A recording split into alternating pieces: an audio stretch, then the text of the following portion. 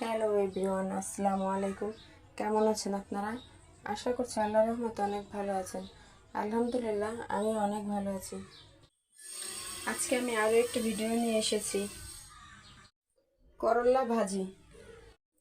আমি কড়াই বসিয়ে দিয়েছি, কড়াইতে তেল দিয়ে গরম করে নিয়েছি। তার মাঝে দিয়ে দিয়েছি কিছু পেঁয়াজ কুচি আর রসুন কুচি। এটাকে ব্রাউন কালার করে নিতে হবে।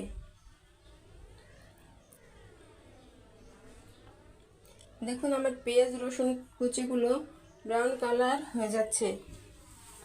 এখন ভালো করে নাড়াচাড়া করতে হবে যেন পুড়ে না যায়। ভালো করে নাড়াচাড়া করে এর মাঝে দিয়ে দিতে হবে পেঁয়াজ। করলার জন্য এরকম গোল গোল করে পেঁয়াজ কাটাটাই ভালো।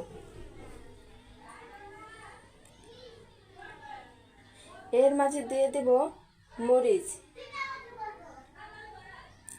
দিয়ে একটু ভালো করে নাড়াচাড়া করে নেব।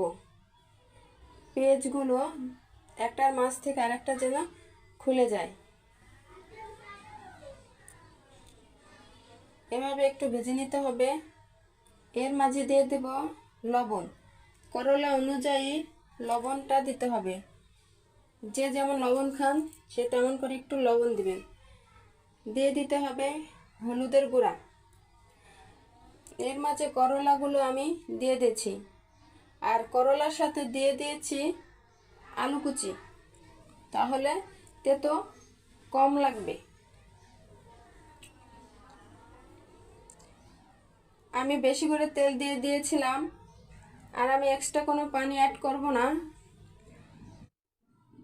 করলা ধুয়ে ওঠানোর পরে যে একটু পানি জমে, সেই পানিটুকু দিয়েই আমি করলা বসিয়ে দেব। আমি সিদ্ধ হওয়ার জন্য কিছু সময়ের জন্য ঢাকনা দিয়ে দিয়েছিলাম। এখন আমার করলাটা সিদ্ধ হয়ে গেছে। ঢাকনাটা দিয়ে 3 থেকে 4 মিনিট রাখতে হবে। দেখুন পানিটা আছে, কিন্তু আমার করলা সিদ্ধ হয়ে গেছে, আলু সিদ্ধ হয়ে গেছে। এভাবেই নাড়াচাড়া করে বারবার নাড়াচাড়া করতে হবে। নাড়াচাড়া করে পানিটা টানিয়ে নিতে হবে।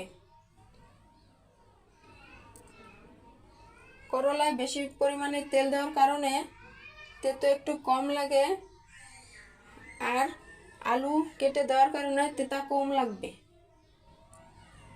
দেখুন আমার করলার নিচে যে তেল দিয়েছিলাম সেই তেল জমা হয়ে গেছে, আর পানিটা টেনে গেছে। দেখুন তেলটা আমার জমা হয়ে যাচ্ছে। পানিটা টেনে গেলে এ পর্যায়ে নামিয়ে নিতে হবে।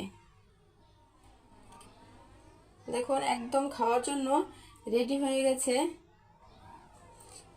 এই তেতো ছাড়া করলা দিয়ে আপনি 2 প্লেট ভাত নিমিষেই খেয়ে নিতে পারবেন। আমার ভিডিওটি ভালো লাগলে একটা সাবস্ক্রাইব করে দিবেন।